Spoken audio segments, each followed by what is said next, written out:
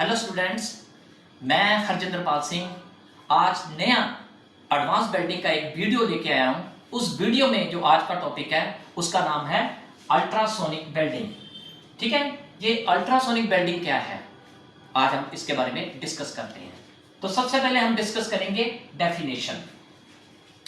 ये एक ऐसा सॉलिड स्टेट वेल्डिंग प्रोसेस है जिसमें मटेरियल को बिना मेल्ट किए हुए हाई फ्रिक्वेंसी वाइब्रेशन के जरिए हमने ज्वाइन करना होता है। इस प्रोसेस में सोनोट्रोड टूल का यूज करके हाई फ्रिक्वेंसी वाइब्रेशन पैदा की जाती है, जिसके कारण वहां पे फ्रिक्शन और हीट पैदा होती है और वहां पे एक सॉलिड स्टेट में ज्वाइन लग जाता है। ये इसकी डेफिनेशन है। उसके बाद आ जाओ प्रिंसिपल ऑफ ऑपरेशन। इस प्रोसेस में हम किसी भी प्रकार का हीट का प्रयोग नहीं करते। इस प्रोसेस में हम क्या करते हैं, वाइब्रेशन जो वाइब्रेटरी एनर्जी होती है उसके थ्रू हम बेल्ट होने वाले पार्ट के ऊपर ज्वाइन करते हैं। इसमें क्या करना होता है, सबसे पहले हमने मेटल के दो पीसों को, हमने जो दो टुकड़े या दो पीस है उनको हमने अच्छी प्रकार से साफ कर लेना है और उनके जो तल है ऊपर वाले जो भाग होते हैं उनको भी अच्छी प्रकार हमने साफ कर लेना होता है। क्यों करना होता है, क्योंकि ये जो एटम्स है ये आपस में जो एटम्स है ये आपस में बॉन्ड नहीं होते। ये क्यों नहीं होते, क्योंकि ज्यादातर जो ऑक्साइड की परत है मेटल के ऊपर वो ज्यादातर जमी रहती है और ये जो हवा में नमी है ये भी खींचता रहता है, जिसके कारण ये जो एटम्स है वो आपस में बॉन्ड नहीं हो पाते।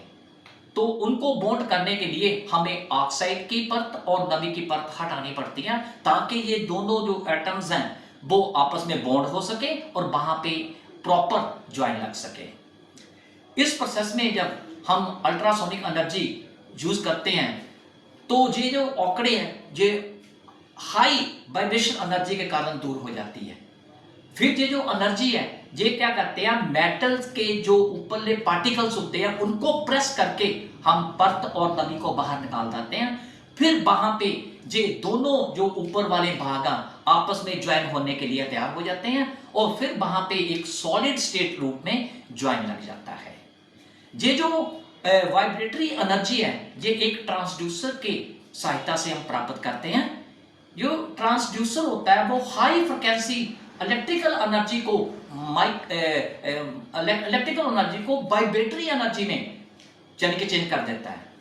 जब हमने ज्वाइंट लगाने होते हैं जिस जगह पर, पहले हम उनको कलेक्ट कर लेते हैं, फिर उसी जगह पे हम क्या करते हैं, एनविल और बेल्डिंग टिप की सहायता से उसकी मदद से हम क्या करते हैं, थोड़ा सा प्रेशर देके उन दोनों किनारों को ज्वाइन होने के लिए संपर्क में लेके आते हैं।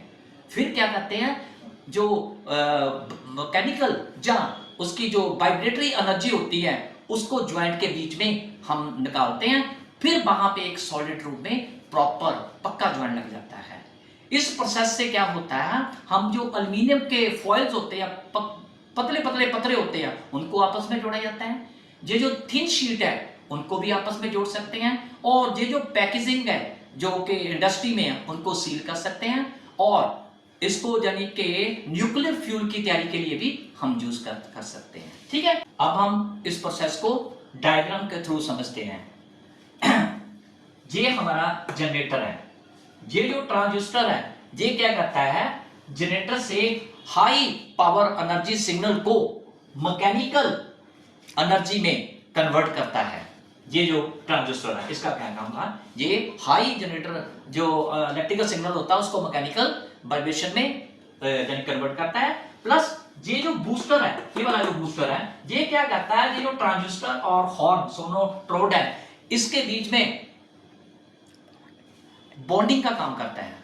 इसके बीच में बॉन्डिंग का काम करता है और ये जो हमारा वर्कपीस है, ये जो सोनोट्रोड है ये क्या करता है, जो ऊपर से अल्ट्रासोनिक वाइब्रेशन एनर्जी आती है उसको डायरेक्ट यानी कि वर्कपीस के बीच में एनर्जी डिलीवर करता है। ठीक है, और एनविल क्या करता है, उसको यानी कि सपोर्ट करता है, जिस पॉइंट के ऊपर हमने ज्वाइन करना उसको सपोर्ट करता है। ठीक है, नेक्स्ट है जो एप्लीकेशन। इस प्रोसेस का कहां यूज होता है, इस प्रोसेस का एरोस्पेस इंडस्ट्री में, ऑटोमोटिव इंडस्ट्री में, इलेक्ट्रॉनिक इंडस्ट्री में और फैब्रिकेशन ऑफ स्मॉल आर्मेचर जो होते हैं उनके ऊपर यूज किया जाता है। ठीक है, अब हम इक्विपमेंट के बारे में बात करते हैं। तो सबसे पहले पावर सप्लाई अल्ट्रासोनिक जनरेटर, जे स्टैंडर्ड इलेक्ट्रिकल एनर्जी को हाई इलेक्ट्रिकल वाइब्रेशन एनर्जी में कन्वर्ट करने का काम करता है। जे ट्रांसड्यूसर को अल्ट्रासोनिक वाइब्रेशन जनरेट करने के लिए रिक्वायर्ड पावर प्रदान करता है या रिक्वायर्ड पावर देता है।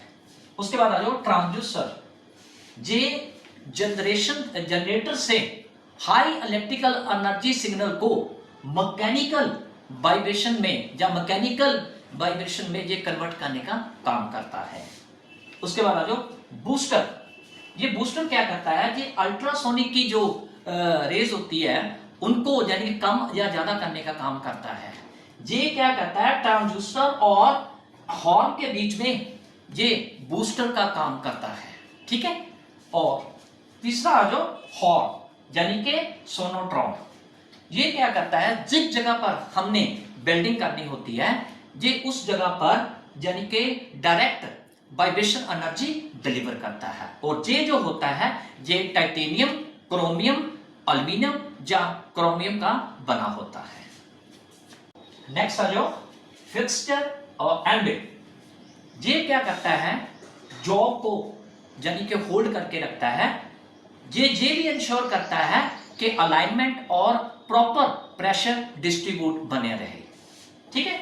नेक्स्ट आ जाओ प्रेस एक्चुएटर, जिस जगह पर हमने वाइब्रेशन देनी होती है ये उस जगह पर प्रेशर डालता है और ज्वाइंट को पूरा होने में ये सहायक करता है, ठीक है। नेक्स्ट आ जाओ कंट्रोलर, ये पूरे वेल्डिंग प्रोसेस को मैनेज करके रखता है, जैसे कि पावर, टाइम और पावर डिलीवरी। नेक्स्ट आ जाओ एडवांटेजेस और डिसएडवांटेजेस। तो सबसे पहले हम एडवांटेज की बात करते हैं। तो सबसे पहले आता है स्पीड एंड एफिशिएंसी। ये एक फास्ट प्रोसेस है जिसमें मटेरियल बहुत जल्दी गर्म, ठंडा और बेल्ट हो जाता है, और इसमें हम जब वेल्डिंग करते हैं तो बहुत जल्दी कुछ ही सेकंड में ज्वाइंट लग जाता है। उसके बाद आ जाओ सेफ प्रोसेस, ये जो मेथड है बाकी के वेल्डिंग तकनीक के मुकाबले में या कंपैरिजन में ये बहुत सेफ है। क्यों? क्योंकि जिस जगह हमने वेल्डिंग करनी होती है वहां पे बहुत लो हीट प्रोड्यूस होती है, जिसके कारण ये सेफ है। उसके बाद आ जाओ नो कंज्यूमेबल्स, इस प्रोसेस की या इस मेथड की खासियत ये है कि इस वेल्डिंग प्रोसेस में किसी भी प्रकार का फिलर रोड, फ्लक्स आदि यूज नहीं होता, जिसके कारण उसकी कॉस्ट भी हम बचा लेते हैं। इसकी ये एडवांटेज है। अब नेक्स्ट आ जाओ वर्सेटाइल, कई तरह के मटेरियल जैसे कि प्लास्टिक और मेटल और डिसिमिलर मेटल को भी ये आपस में जोड़ने का इस प्रोसेस का प्रयोग किया जाता है। नेक्स्ट आ जाओ कॉस्ट इफेक्टिव लॉन्ग रन, इस प्रोसेस में जो हमारे इक्विपमेंट की जो कॉस्ट है इनिशियली तौर पर उसकी ज्यादा होती है, लेकिन अगर हम लॉन्ग रन की बात करें तो क्योंकि ये जो इक्विपमेंट है वो 1 साल की वारंटी के आते हैं, प्लस इसमें लेबर की कॉस्ट भी हम बचा लेते हैं, जिसके कारण ये कॉस्ट इफेक्टिव भी होता है। अब आ जाओ डिसएडवांटेजेस। सबसे पहले आता है मटेरियल लिमिटेशन, ये जो प्रोसेस है हर प्रकार के मेटल के ऊपर वेल्डिंग नहीं कर सकते, जैसे कि मॉइस्चर और थिक डायमेंशन वाली प्लेट के ऊपर, ये इसकी सबसे बड़ी डिसएडवांटेज है।